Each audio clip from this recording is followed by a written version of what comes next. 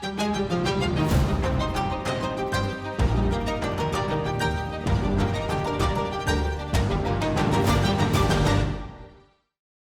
talking about machinery, and particularly the machine as a site of capitalist energy, of energy for the capital system as a new kind of entity, as a point of organization for human life, for your laboring day, for a new kind of logic, the organization of work process, which doesn't follow the logic of any philosophy that we had before. One of his complaints, Marx's complaints about political theorists, political economists before is that they don't understand how material conditions change under material pressures, one of which is what we could call technology, but I'm going to make you a proposal about technology today, just to think about it in a particular way. We can think of the machine age as I said last time, the triumph of process over skilled labor.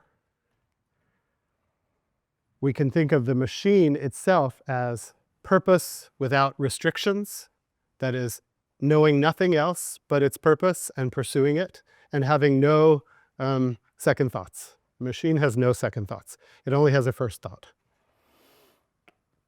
So that's why workers who would actually enter into the machine as a second thought, they'd say, oh, but what about the workers? That's the form of a second thought. Oh, but what about? The machine does not have those thoughts. So insofar as the machine is in control, the workers fall out of consideration. And we're going to talk about the ways in which that happens, but it's not just falling out of consideration, it's becoming a prop and having the whole fabric of your laboring life changed. Okay, I want to make some general remarks about the machine. It is not primarily a material thing. It is not primarily metal. It is primarily the result of a drive, which we talked about in the chapters leading up to this, the drive to increase relative surplus value. The machine is just the concretization of, let's say, the difficulty increasing relative surplus value or any surplus value by any other way. The machine was necessary. It was the invention of this problem. It solved a problem and it created many others, which is a form you should get used to in Marx's thinking. Antagonisms deepen, even if they bring goods with them. So machinery, which developed out of the drive to increase relative surplus value, was a direct result of the limits on absolute surplus value. One is like a natural limit. The day is only so long. We have only so much energy. And the other is a legal limit, which is embodied for Marx in this terribly contradictory set of laws called the Factory Acts, which of course reduced overall labor time and helped children move out of the factory, except as we saw, it brought many, many more children across the board into the factory, given that they could work shorter time. Well, the solution to all of this was a machine that has little hands and doesn't have a mouth, or its mouth is fed by raw materials, but not by means of subsistence. Okay, so here we are following Marx's historical and analytical procedure to say, this is what capital requires in its idea. It requires an increase in surplus value. It reaches a historical limit in the limit to absolute surplus value, and it eats its limits. That's just what capital does. So it starts to produce more relative surplus value, and to do that, it invents a machine. Capital invents machine, and along with inventing machines, it invents scientists to invent machines. What made a barber decide they suddenly had to invent the water frame? They were busy cutting hair. There was a need for it. There was reward for it. There was a vacuum that especially shaped in the shape of a machine. That's what capital created. I want to mention just in these general remarks the absurdity of increasing relative surplus value. Marx's way of thinking is that every part of the capital system, and particularly every innovation, brings a kind of absurdity with it. What is the absurdity? How do you increase relative surplus value? You drive down the value of commodities. But the whole point of capital is to drive up the value of commodities. Remember which type of commodities, the value of which you have to drive down? Which is that was not a good sentence. You understand what I'm saying? Which commodities? Is that relate to the needs of subsistence? Exactly. Whatever forms part of the worker's labor power, their means of subsistence, you need to drive those commodities down. So you want to increase surplus value by driving down value. It's a dicey game. There is no easy path to capitalist paradise. It's always paved with these sorts of absurdities and complications that lead to restless innovation on the capitalist side. So fundamentally, the increase of relative surplus value is absurd. It requires driving down value. Driving up value requires driving down value. That's what Marx calls, in other places, a contradiction or an antagonism. This is a beautiful doubling of words. A contradiction is logical, but an antagonism is social. And they work together. The contradictions in the capital system are already antagonisms, or become antagonisms, and can be stretched and pushed on by social means, just like strikes in the factory push owners to limit the working day, but then they develop the capacity to increase relative surplus value without increasing the length of the day. Absurdities for Marx become contradictions in the logic and antagonisms in the social field. Another general remark. Obviously, the advent of the machine age puts artisans definitively out of work. There are still artisans, but they don't contribute to the core of the capitalist economy. It also puts an end to the cooperative manufacturing workshop. That thing out of which it was born. No more cooperation. The workforce, the group that is workers, will look very different after the machine age or in the machine age. So here's one of the ripening antagonisms. He calls them ripening.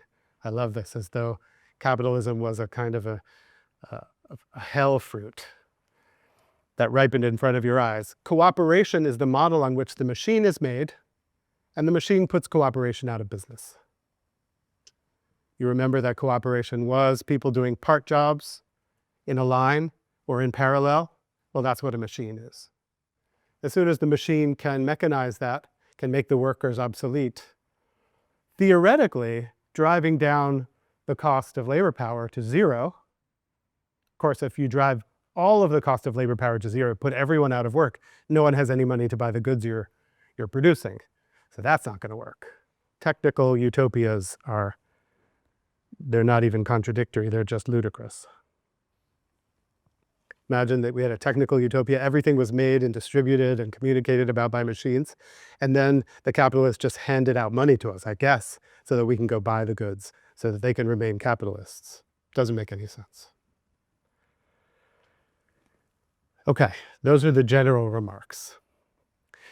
The machine chapter, which is enormous and deserves to be a book in itself, is one of the two best theories of technology as far as I'm concerned. And as a theory of capitalist society, it presents four major contradictions that arise with machines, because of machines, around machines. I'm going to give them to you like a gift, like a poisonous gift.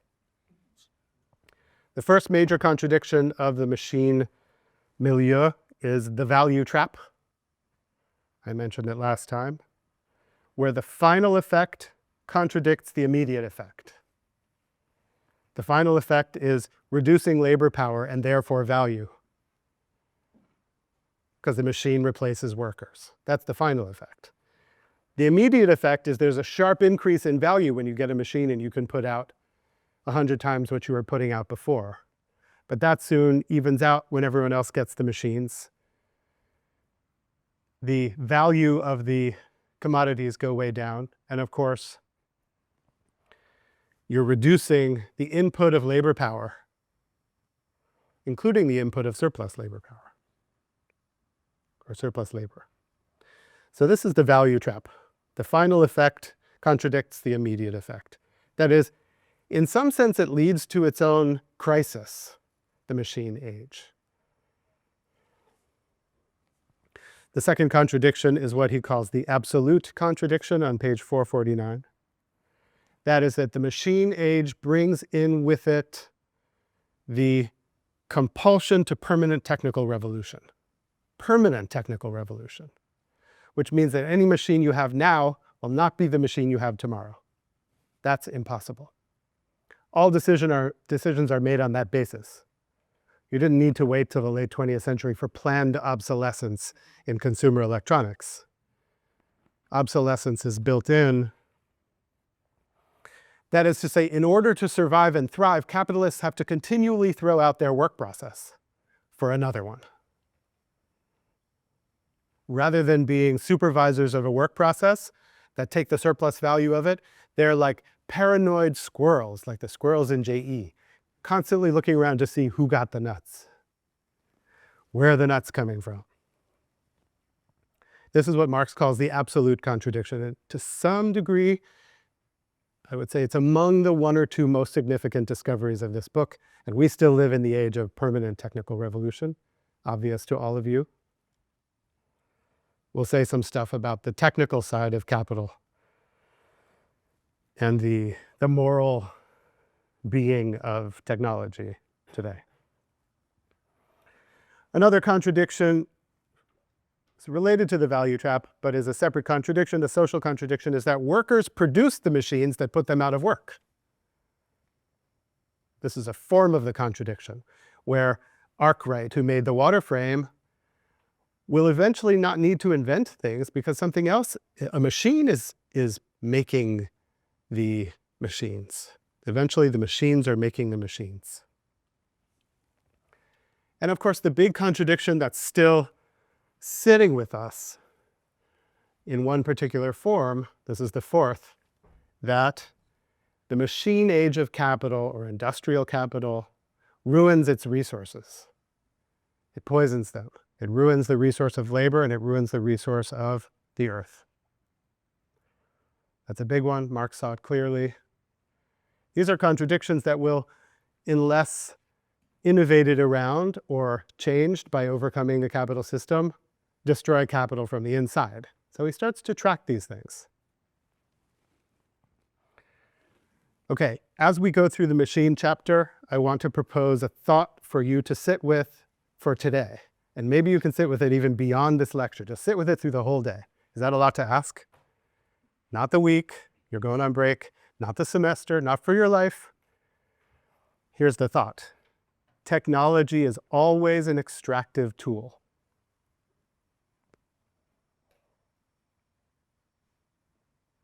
Think about it. So you go to your car or you use your phone. It may be an excessive thought, but it's worth sitting with it for the day, for you to understand where we are vis-a-vis technology today. Technology is an extractive tool. And the other part of it, in being an extractive tool, it extracts labor, it extracts skill, and returns very little to the worker, if anything. It's also self-contradictory. It leads to its own demise, its own overcoming.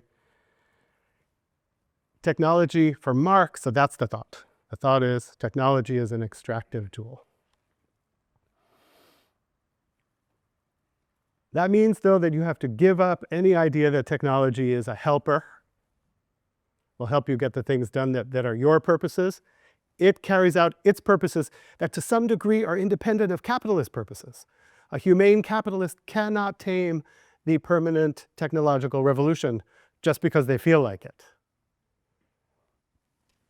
They have to go with it, and then they fall to the wayside.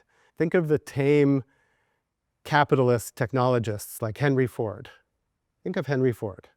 You don't think of him as tame, maybe if you know something about the history. But look at Ford next to Musk. He looks like the warmest, most fuzzy, most labor-positive human being on the planet, Henry Ford. Technology is never a helper, and it never saves work. You got to keep this in mind. This is Marx's theory, Marx's commitment. Okay, we need to talk a little bit about machines themselves before we get to talking about what Marx is really after, which is their effects on laborers, or on labor as an essence, as an idea. Let's just say a little bit what a machine was for Marx. Maybe I started this, but I'm going to go through it again. Machines go through a kind of development and retain some of their older features. At first, machines are souped up tools. For those people who are technology enthusiasts, including people who write the history of technology, to go back into history and absorb tools into the history of technology is just false, because tools are not extractive. Tools serve the purposes of humans, even if they shape human behavior to some degree. They are reciprocally purposed. They have their own purpose, and they're always used for social ends. A machine is a souped up tool in that it takes a tool and absorbs it into the machine's purposes. For Marx, it has 3 parts, and I want to add a fourth part. You will have read this at the beginning of the chapter, but I'm going to remind you, a machine is simple. It has a motive mechanism, a transmitting mechanism, and the tool end. The tools are the working parts, the parts that do the work. To that I want to add, so a motive mechanism, you'll see this in part 1, where he's talking about the machine itself. Motive mechanism, transmitting mechanism, and the tool are the working parts. We need to add to that something that he couldn't fully see, although it was already there at this time, that is a governor or a control mechanism,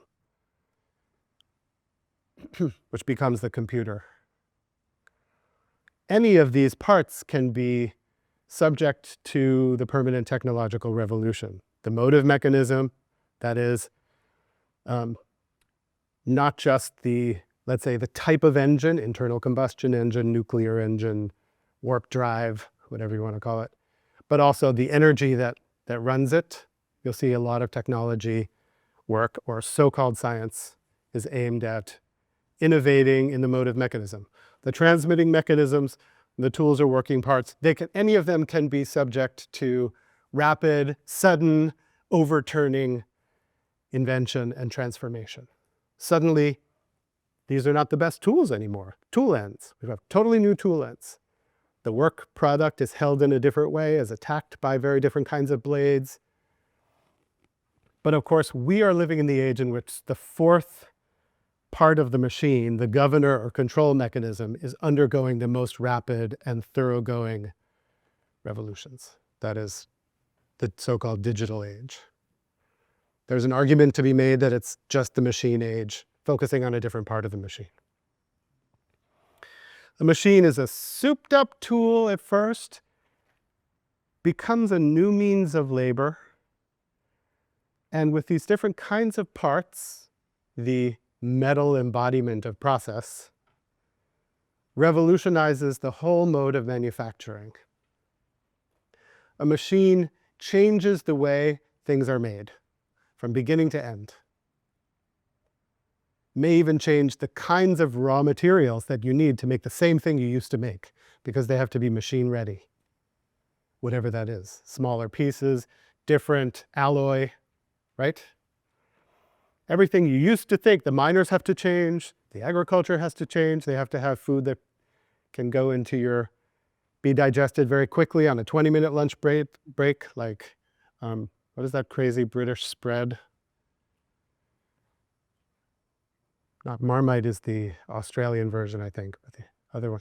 What? Vegemite, yeah. It's kind of totally disgusting, already processed calories that you can eat in 20 minutes and can affect your energy very quickly, right? Revolutionizes everything, the machine. The machine is a souped up tool with these special parts. It revolutionizes the mode of manufacturing. It contributes to a commodity's value, but as we know, only in parts of its own value, never makes more value or surplus value. only preserves its own value and transfers it in little pieces. This is what a machine is for Marx. It is a store of capital. Did I go through this already? No? If I did, you forgot. I did? You think I might have. All right, I'm going through it again. It's a store of capital, which means once you invest your capital in it, it's there. It's stuck. It's sunk. It is a representation of capital that's been advanced already, not capital to be advanced, which is usually in the form of money. So it is a form of capital, your machine. That's why one of the new jobs of laborers is to take care of it. Laborers who take care of the machines are like bankers who take care of money. They are charged with taking care of your advanced capital. Another way that Marx talks about this is that machines are already objectified labor or dead labor. They need to be enlivened by living labor, but in the machine age, the vast majority of activity in the working floor is carried out by already objectified labor. A machine is also a hub of collectivity. It is the place around which human beings turn.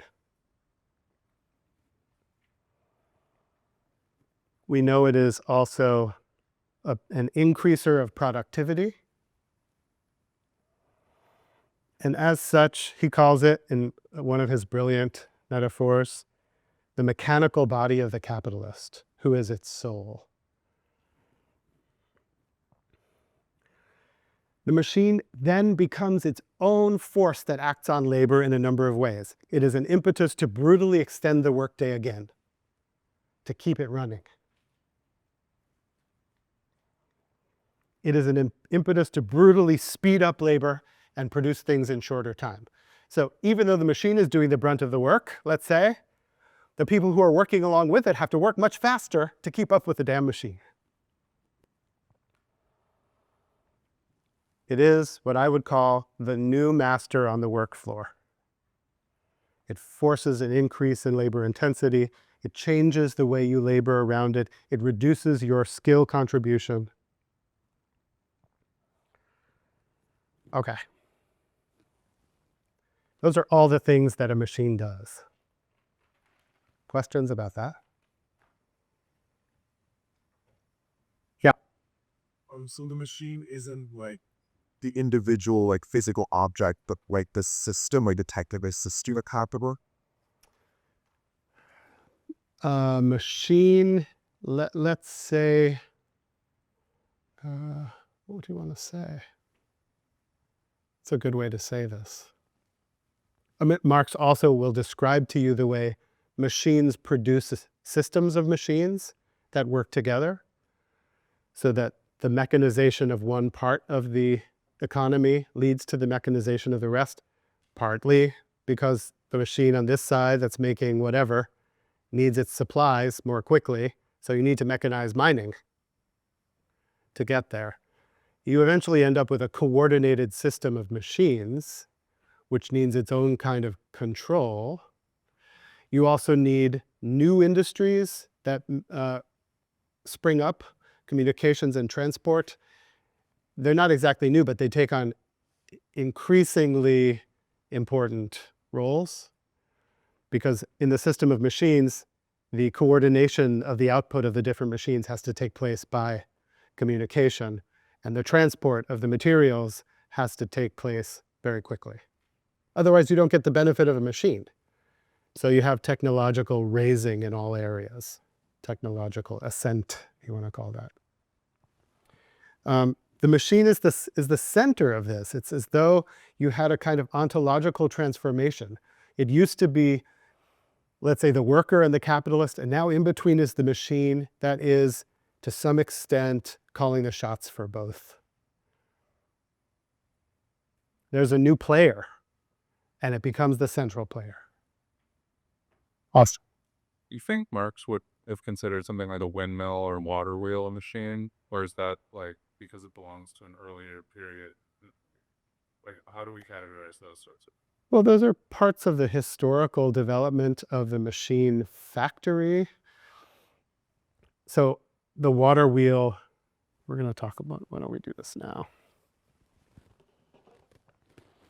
The water wheel is a key component, but still that is, let's say, a mill wheel, which is whose motive force is mechanized. That's a certain way of extracting motive force from nature, the force of the river, through mechanical means with a transmission system and a tool at the end.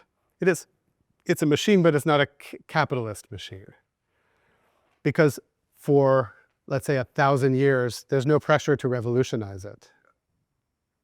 What happens under capitalism is there's pressure to speed up the wheel, to turn the wheel into something you can control more outside of the weather, to make a kind of linkage that allows multiple wheels to be happening at the same time, and where the innovation of the technology becomes a driving force in the whole economy. And so you could call that, a mechanized tool. That's what I would call it. But the machine involves all these factors. Machinery involves all these factors, changes the social life. So this is just from Wikipedia. You can look it up, but you can see a little bit. We're just talking here about thread. You can see a little bit the history of inventions. And I'm going to just show you the spinning wheel, the spinning jenny, the, where is the water frame? The water frame, which I didn't highlight, and the spinning mule, just so you have a sense of what it looks like. Thank you to this lovely human being for posing for this photograph in the late 19th century. There's, of course, still individual spinning happening. And you can see here is a tool, between a tool and a machine, or a kind of pre-capitalist machine, where the human supplies the motive power. Do you see that? The energy comes from the foot. It's one single human being spinning wool, in this case, into one single spool of thread at a time. And you can imagine, to industrialize this, you need a factory floor with 100 such charming women, right? And this is the way you would increase your output in the 17th century, up till the 17th century, probably like the 15th to the 17th century. You would increase your output by having more people spin. They would spin in their own cottages, or when you moved to the factory system, you'd move them all to a floor. They'd have access to the wool. The wool would be all carded for them, etc. There's a limited amount of output, but you'll notice there's a human being here who doesn't only look charming, but has the corporeal intelligence and mental intelligence to handle the process of making wool into thread from beginning to end. This person knows everything, including how to get rid of slobs. And don't you know what a slob is? It's the little slight irregularities in the thread. Anyone a slob here?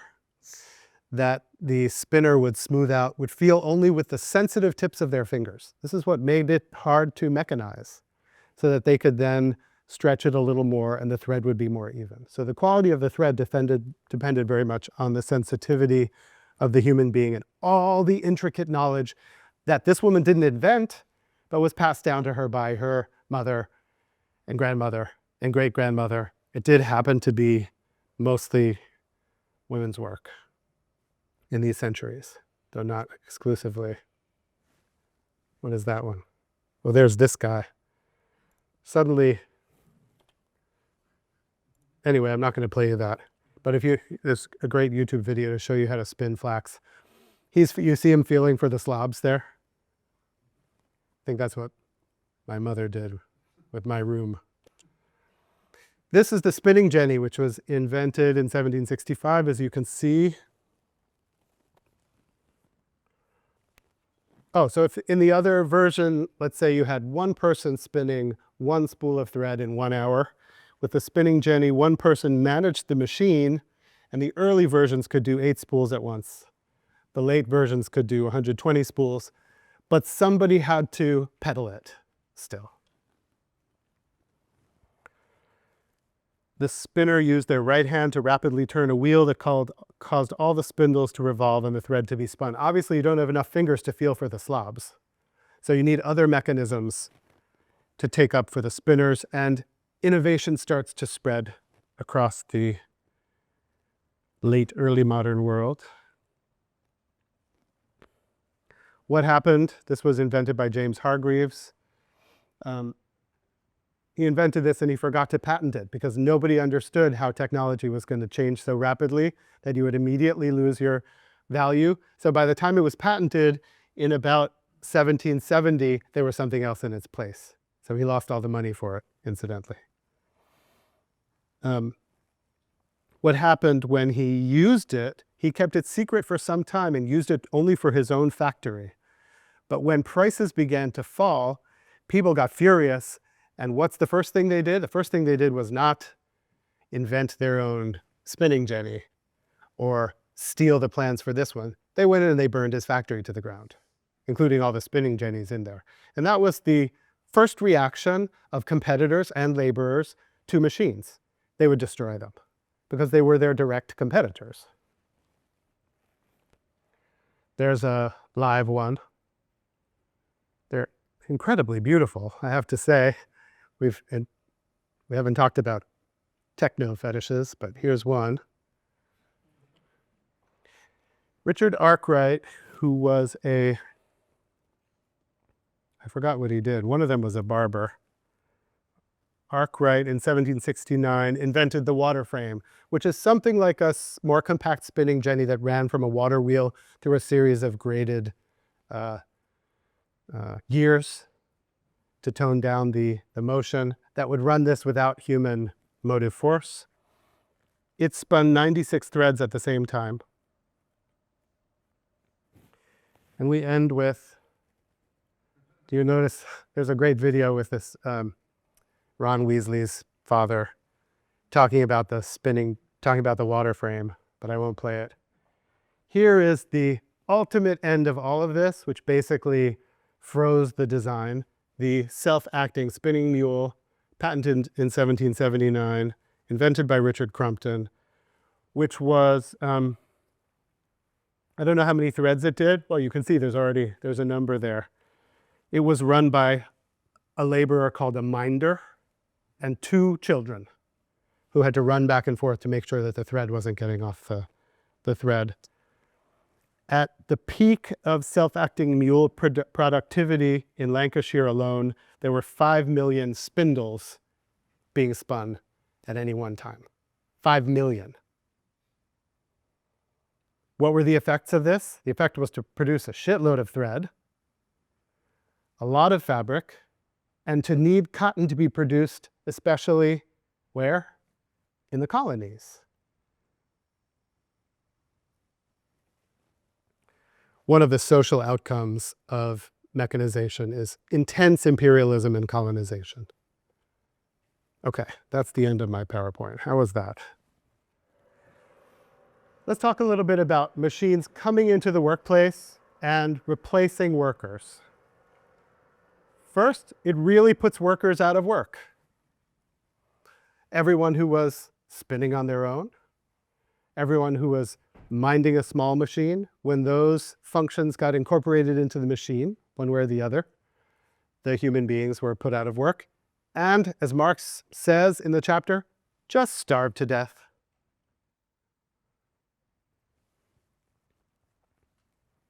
The Silesian weavers are a good example of that. Another early effect of machinery is that it made human beings into the motive power for machines. So they start to take on a different role vis-a-vis their tools. They make the machine, which has all the skill, operate. Does that remind you of anything? What machines are our skills making operate? Well, you'll think about it. Later in the developed factory, it took exactly the place of cooperative labor. So that kind of cooperation where you learned how to have a relay with other people, this was a new knowledge in modernity, was taken over by the machine, which is a coordinated distribution of simple partial acts. That's what cooperation was. Motivated by a power unit, controlled by a control unit, linked by linkages, that makes process into its method. Marx says here that process appropriates the worker. It's on page 349.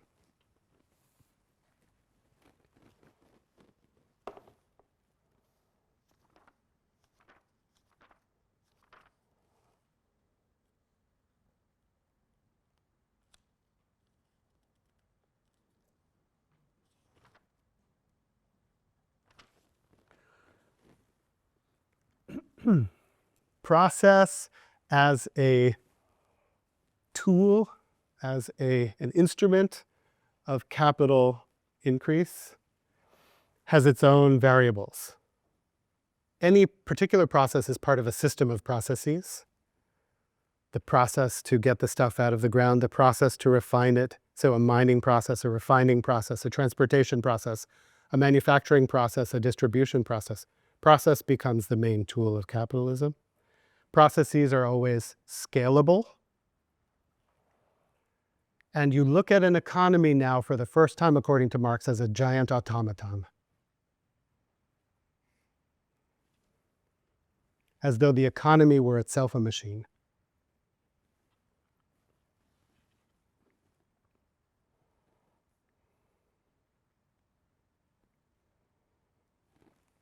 Now look what happens to a laborer who walks into the factory floor.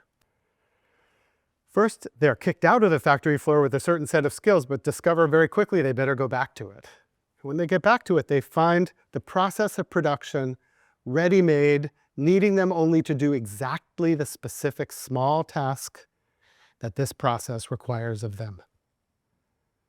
A generational process of unlearning had to take place, which Marx documents.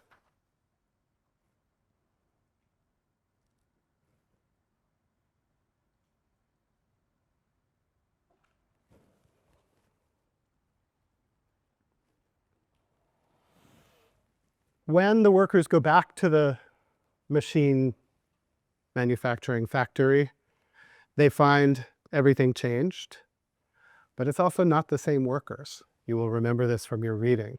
The workers that are preferred are unskilled workers. So there's a lot of talk about gender and sexual difference in these chapters and about age difference in these chapters.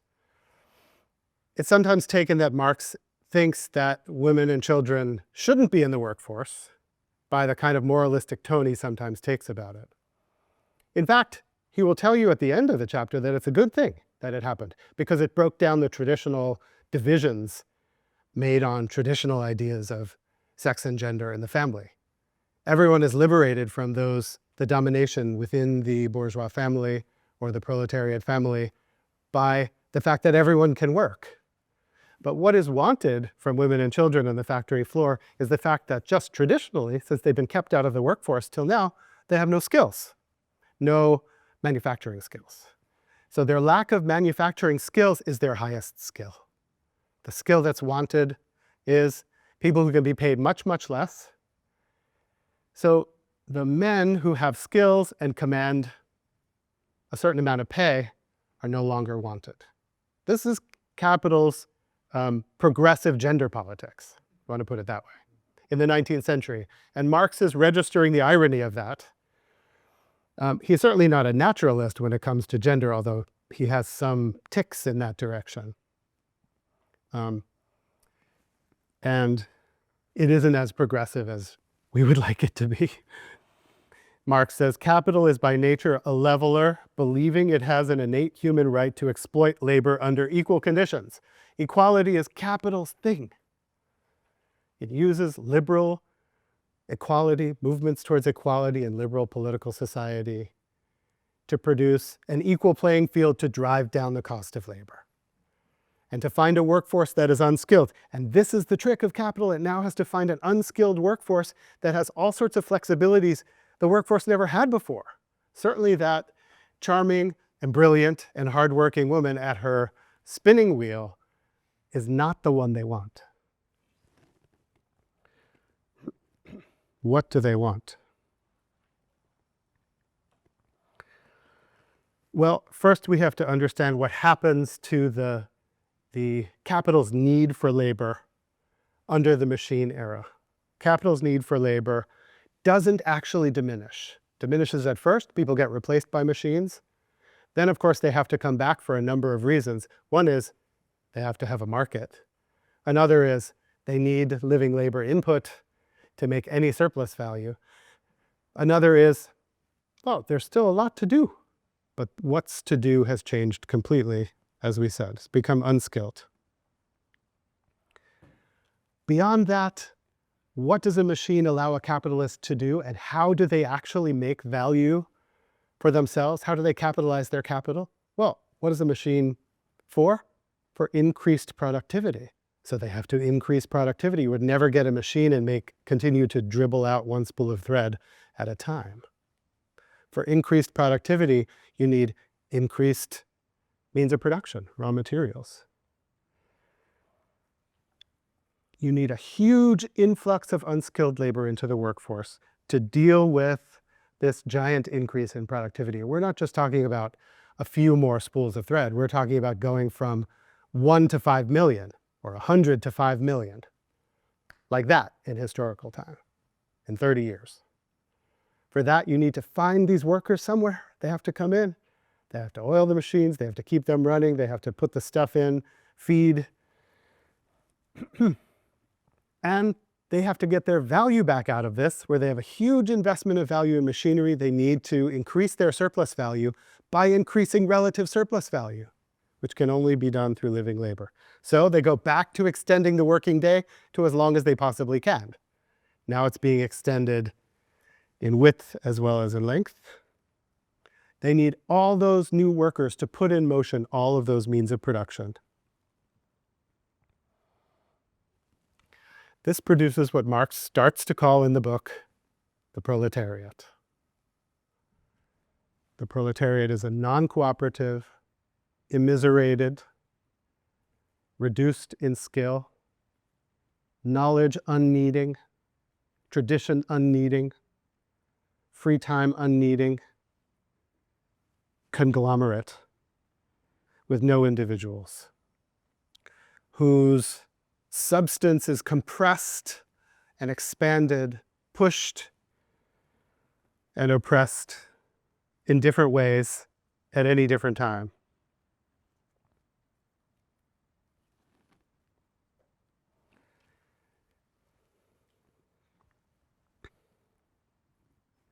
So the machine is now producing 10 hammers in an hour, where it used to produce 5 hammers in an hour. Someone has to run along with it. Someone has to take them out. Someone has to package them.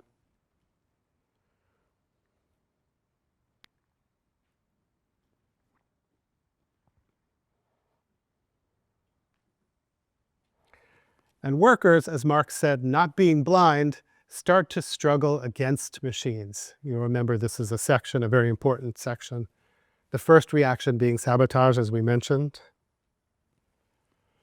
There comes to be, we think of class warfare. Now there is human-machine warfare.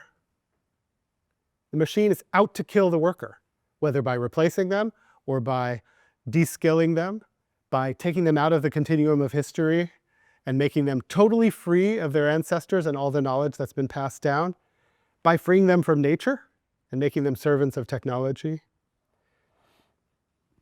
It tries to kill them, including working them to death. And the workers try to fight back, but it's very hard to fight back against a machine because the capitalists have to have it to compete. So the workers are trapped. And Marx puts this in a formula that will be useful to the people who like early Marx. Alienation gets superseded by total antagonism.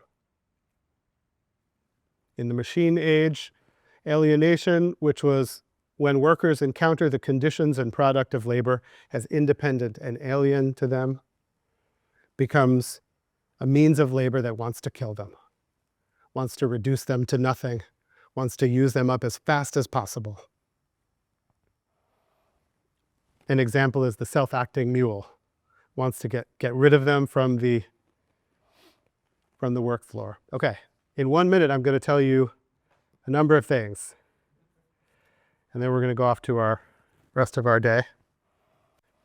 A little bit about the role of science, which Marx hints at here, but you could develop into a critique. There is a new separate industry, the industry of all industries, which he calls science, where all of the skill knowledge is now concentrated. It's concentrated there because those are the people who invent the machines. It's not just machines that are invented. It is motive energies that are liberated from the earth. This science, which claims to be for its own sake, for the sake of pure knowledge for Marx, is always motivated by extraction, even if an individual scientist doesn't know this. Every scientist is mutely participating in the industry of industries where knowledge is concentrated that leads to inventions that improve extraction, compelled by the need to revolutionize the means of production. The consequence of this is, of course, the degradation of two main resources, which I mentioned at the beginning. The degradation of the earth resource, because it puts out pollution and it consumes at such a rate that it could never be replaced naturally. And the degradation of the human resource, which becomes the least sophisticated part of a machine. Two other ancillary consequences which are of great import. If you look at page 14, you could read Marx's scathing account of colonization as part of the machine age's need to find resources, make markets, and degrade earth and human resources. And on page 415, if you want to take a look at it, he shows how the ebb and flow of the machine revolution causes ebb and flow of value cycles across the world, in which at certain times growth is flat and people can't find work, and at other times growth is rocketing upward with new technologies and people can find work, but they have to completely change their mode of work to do it. And that, my friends, is the happy news from the machine age.